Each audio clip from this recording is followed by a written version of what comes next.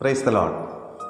യേശുവിൽ ഏറ്റവും സ്നേഹമുള്ളവരെ, വിശുദ്ധ ബൈബിളിൽ യേശു അപ്പം വർദ്ധിപ്പിക്കുന്ന അത്ഭുതങ്ങളെക്കുറിച്ച് നാം വായിച്ചു കേട്ടിട്ടുണ്ട്. 5 അപ്പം 5000 പേർക്ക് ആശീർവദിച്ച് നൽകിയതും 7 അപ്പം ആശീർവദിച്ച് നൽകിയതുമായ അത്ഭുതങ്ങളെക്കുറിച്ച് നാം കേട്ടിട്ടുണ്ട്. വിശുദ്ധ മത്തായിയുടെ സുവിശേഷം 16-ാം അധ്യായത്തിൽ 6 മുതലുള്ള തിരുവചനങ്ങൾ വായിക്കുമ്പോൾ അവിടെ ഇപ്രകാരം പറയുകയാണ്: യേശു ശിഷ്യന്മാരോട് പറയുന്നു, നിങ്ങൾ സദൂക്കായരുടെയും ഫരിസേയരുടെയും പുളിമാവിനെ സൂക്ഷിച്ചുകൊള്ളുവിൻ. ഉടനെ ശിഷ്യന്മാർ ചിന്തിക്കുന്നത് ഇപ്രകാരമാണ്: അപ്പം എടുക്കാത്തതുകൊണ്ടായിരിക്കാം യേശു ഇങ്ങനെ പറയുന്നത്. അവരുടെ ചിന്ത അപ്പത്തെക്കുറിച്ചായിരുന്നു.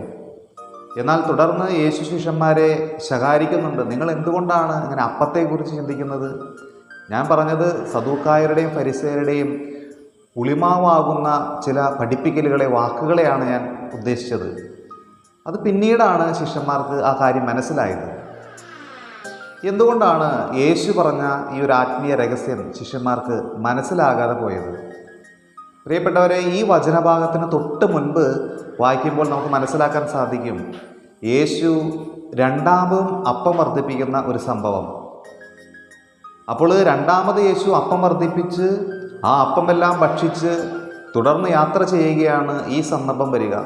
അപ്പോൾ ശിഷ്യന്മാരുടെ മനസ്സിൽ തീർച്ചയായും കഴിഞ്ഞ സമയങ്ങളിൽ യേശു പ്രവർത്തിച്ച ആ വലിയ അത്ഭുതത്തെക്കുറിച്ചാണ്, അപ്പം വർദ്ധിപ്പിച്ച അത്ഭുതത്തെക്കുറിച്ചാണ് ഈ ശിഷ്യന്മാർ ചിന്തിച്ചുകൊണ്ടിരിക്കുക.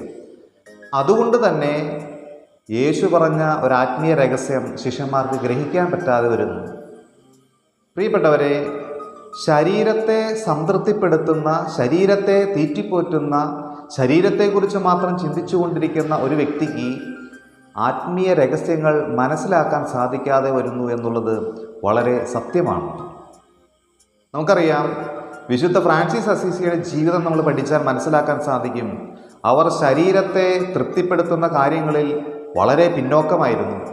ആത്മീയ കാര്യങ്ങൾക്ക് അവർ കൂടുതൽ പ്രാധാന്യം നൽകി. അതായത് ദാനത്തിൽ നിന്ന് ദാതാവിലേക്ക്, സൃഷ്ടവസ്തുക്കളിൽ നിന്ന് സൃഷ്ടാവിലേക്ക് അവരുടെ ഹൃദയങ്ങൾ ഉയർന്നുകൊണ്ടിരുന്നു. അതുകൊണ്ട് അവർക്ക് ആത്മീയ രഹസ്യങ്ങളെല്ലാം എത്രയും എളുപ്പത്തിൽ പെട്ടെന്ന് മനസ്സിലാക്കാൻ സാധിച്ചു. യേശുവിനോട് കൂടുതൽ ആഴമായ ആത്മബന്ധത്തിലേക്ക് അവർ ഉയർന്നു. നമ്മുടെ ജീവിതത്തിലും ഈ ലോക വസ്തുക്കളെ ചുറ്റിപ്പറ്റിയുള്ള ചിന്തകളാണ് കൂടുതലെങ്കിൽ ആത്മീയ രഹസ്യങ്ങൾ മനസ്സിലാക്കാൻ നമുക്ക് സാധിക്കാതെ വരുന്നു. ദൈവത്തിൻ്റെ വചനങ്ങൾ ഗ്രഹിക്കുവാൻ നമുക്ക് സാധിക്കാതെ വരുന്നു. അതുകൊണ്ട് പ്രിയപ്പെട്ടവരെ, വിശുദ്ധ യാക്കോബ് ശ്ലീഹ എഴുതിയ ലേഖനം 4-ാം അധ്യായം 4-ാം തിരുവചനത്തിൽ പ്രകാരം പറയുന്നു: ഈ ലോകത്തോടുള്ള മൈത്രി ദൈവത്തോടുള്ള ശത്രുതയാണ്. അതുകൊണ്ട് ഈ ലോകത്തോടുള്ള മൈത്രിയിൽ നിന്നും വിട പറയുവാൻ പരിശുദ്ധാത്മാവ് നമുക്ക് ശക്തി നൽകും.